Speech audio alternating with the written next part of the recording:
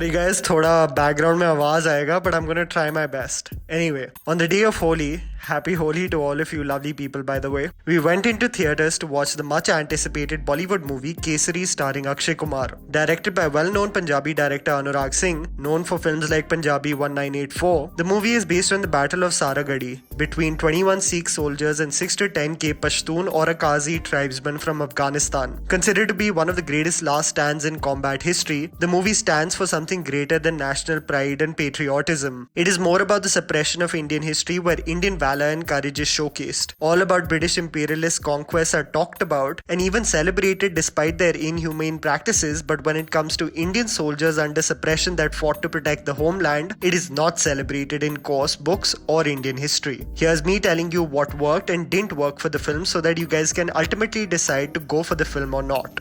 The good. Set design, costume and cinematography. Aspects of the film that stand out are its technical features. The film transports you to the location of the northwest frontier province. The mountains and the abundant landscape is beautifully captured by cinematographer Anshul Chobe. When wide-angle shots travel from the Afghan tribesmen's standpoint charging towards the fort, it honestly has some of the most visually stimulating shots while watching the film in theatres. The costumes perfectly capture the essence of both the worlds, a Sikh regiment under the British rule and the savages like tribesmen on the other end. The set design, keeping in mind the terrain and landscape the movie is and the real battle was set in, is perfectly designed to transport us to 1897. In terms of technical details, the movie definitely does not skip a beat.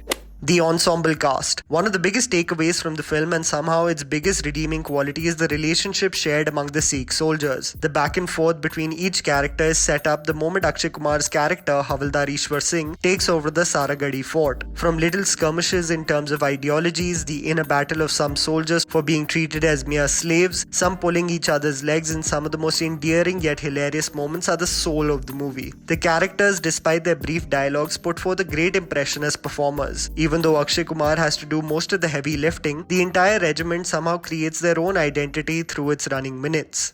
The final sequence. If you are patient enough to look past the creative flaws and inconsistencies of the film, you will realize that the final sequence was worth waiting for. The hand-to-hand combat among two armies are some of the best choreographed sequences in the movie, especially the feeling of suffocation created when the tribesmen enter the fort and surround Akshay Kumar's character. We all know the ultimate fate of the Sikh regiment. However, the look of absolute fearlessness in Ishwar Singh's eyes lead to the movie capturing some of the most jaw-dropping action scenes as he annihilates everything that comes his way. The final moments will definitely leave you in absolute awe.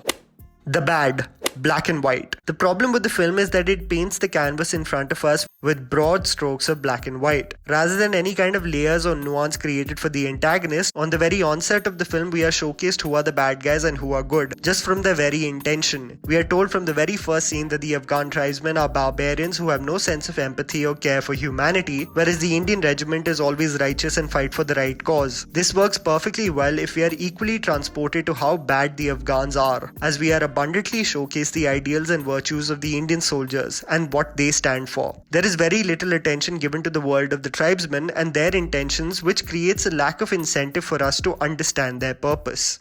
Vague connection. In order to tell a story, even if it is a real event, writers take creative freedom so that there is an event which leads to the skirmish between two factions. However, the movie created this conflict between the two parties through such a vague manner that you don't get fully invested in the rage that the Afghan tribesmen have within them. The intention of Alauddin Khilji is clear, an obsession over a queen that would make him stronger than ever, a madness that has been fed to him, and we are fully invested in his barbaric tactics. However, in this film, there is lack of depth in the motivation of the tribesmen.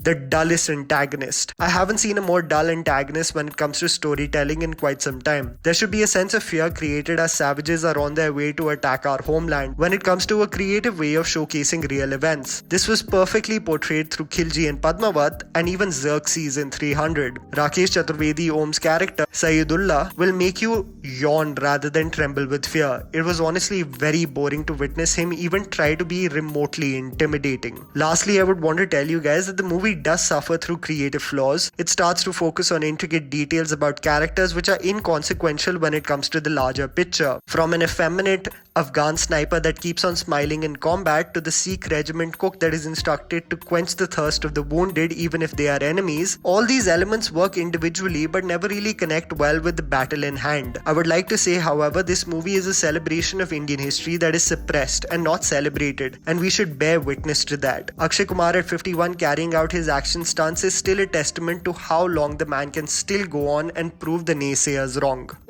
And that was the video, guys. Write down in the comments below what you thought about the movie. Please don't forget to follow me on Instagram. The handle is right in front of you. Follow me at JammyPants4. Also, please support us by smashing the like button and subscribing to our channel for weekly content ahead. Thank you for watching.